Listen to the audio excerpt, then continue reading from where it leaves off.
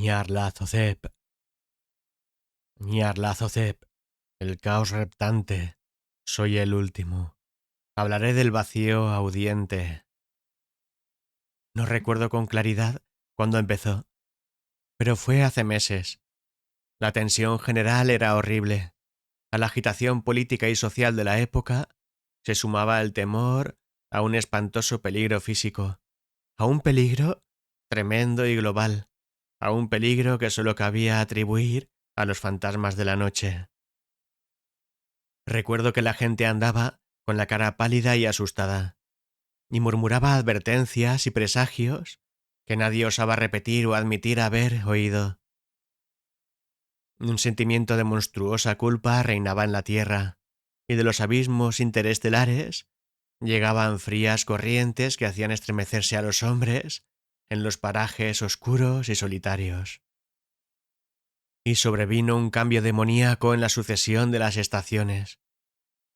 El calor del otoño se prolongó de manera alarmante y todos comprendieron que el control del mundo, y quizá del universo, había pasado de fuerzas o dioses conocidos a fuerzas o dioses que nadie conocía. Fue entonces cuando Nyarlathotep salió de Egipto. Nadie sabía quién era, pero pertenecía a la estirpe nativa y tenía los rasgos de un faraón.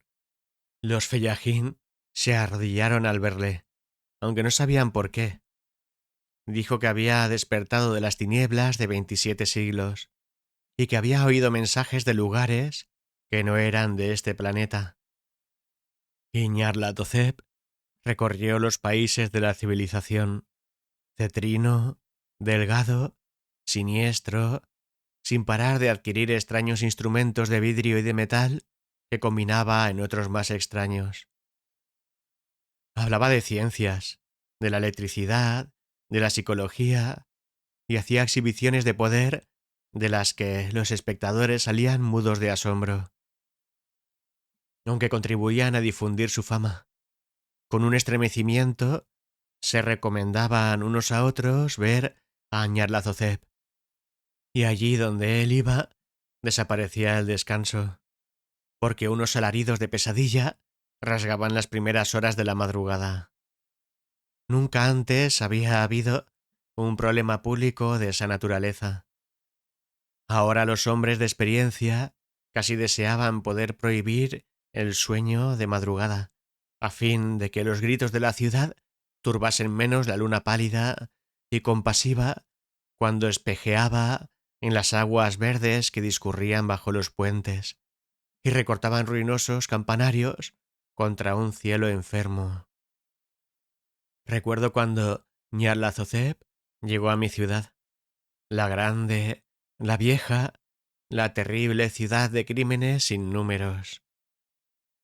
Mi amigo me había hablado de él, del poder de fascinación y atracción de sus revelaciones, y ardía en deseos de asomarme a sus grandes misterios.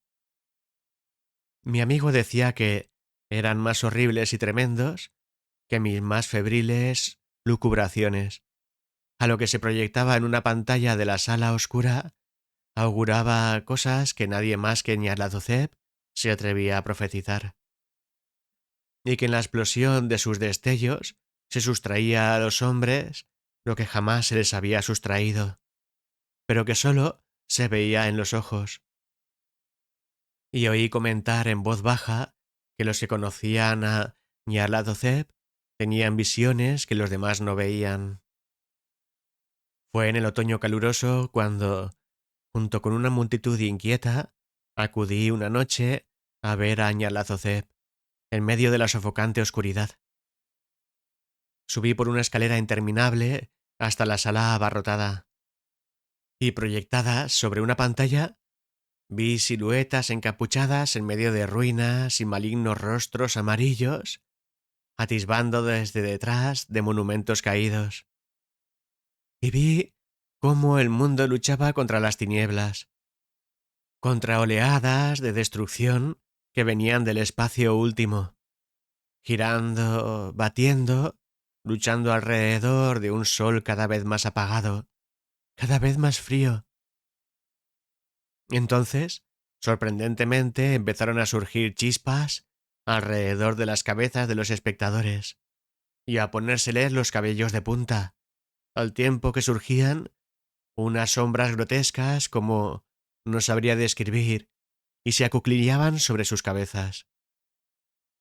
Y cuando, más frío y científico que los demás, mascullé una tartamudeante protesta sobre impostura y electricidad estática, Nyarlathotep nos expulsó a todos, por la escalera vertiginosa, a las húmedas, sofocantes y desiertas calles en mitad de la noche.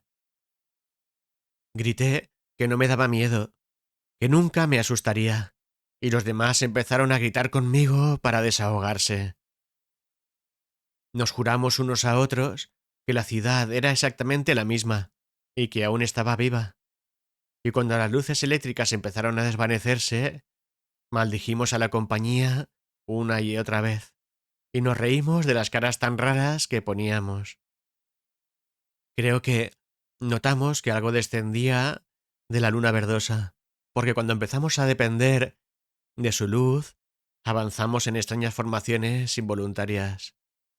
Y al parecer sabíamos nuestro destino, aunque no nos atrevíamos a pensar en él. Una de las veces miramos el pavimento y vimos las losas sueltas y desplazadas por la hierba, con apenas unas vías de metal oxidado que mostraban por donde había circulado tranvías. Y en otro momento vimos un tranvía solitario, sin ventanillas, deteriorado y casi caído de costado. Al mirar hacia el horizonte, no vimos la tercera torre junto al río, y observamos que la silueta de la guardia tenía mellada la parte superior. Entonces nos dividimos en dos columnas estrechas y cada una tomó una dirección distinta.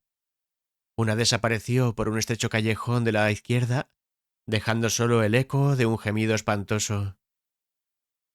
La otra, entre risas de locura, enfiló por una entrada de medio metro invadida de maleza. Mi columna fue sorbida hacia campo abierto y poco después sentí un frío que no provenía del otoño caluroso, porque, al salir al páramo oscuro, vimos a nuestro alrededor el reflejo infernal de la luna en unas nieves malignas, en unas nieves inexplicables, no holladas, abiertas en una dirección hasta donde había un abismo cuyas paredes relucientes lo hacían más tenebroso. La columna se iba volviendo más estrecha, según avanzaba cansina y soñolienta hacia el abismo. Me fui rezagando porque el surco negro de la nieve, iluminada por una claridad verdosa, era terrible, y me parecía oír el eco de inquietantes alaridos conforme desaparecían mis compañeros. Pero la posibilidad de quedarme atrás era escasa. Como atraído por los que habían desaparecido delante, me desplazaba medio flotando entre gigantescas acumulaciones de nieve, temblando, asustado, hasta que entré en el torbellino ciego de lo inimaginable. Desquiciadamente consciente, delirando de manera estúpida, como solo los dioses que fueron podrían saberlo. Una sombra morbosa, sensible, retorciéndose en manos que no son manos, giraba ciegamente dejando atrás lívidas noches de pútrida creación. Cadáveres de mundos muertos, ulcerados de ciudades. Vientos de carroña que barren las pálidas estrellas, amortiguando su parpadeo.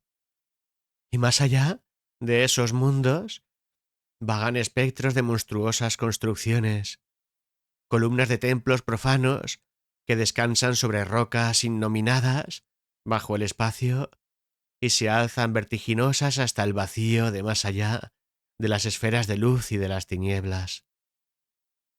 Y traspasando ese cementerio rotante del universo, un batir apagado y enloquecedor de tambores, un delgado y monótono quejido de flautas blasfemas procedentes de inconcebibles y oscuras cámaras exteriores al tiempo. detestables percusiones y tañidos, a cuyos sones danzan torpes los gigantescos y tenebrosos dioses últimos, gárgolas ciegas, mudas, estúpidas, cuya alma es Nyarlathotep.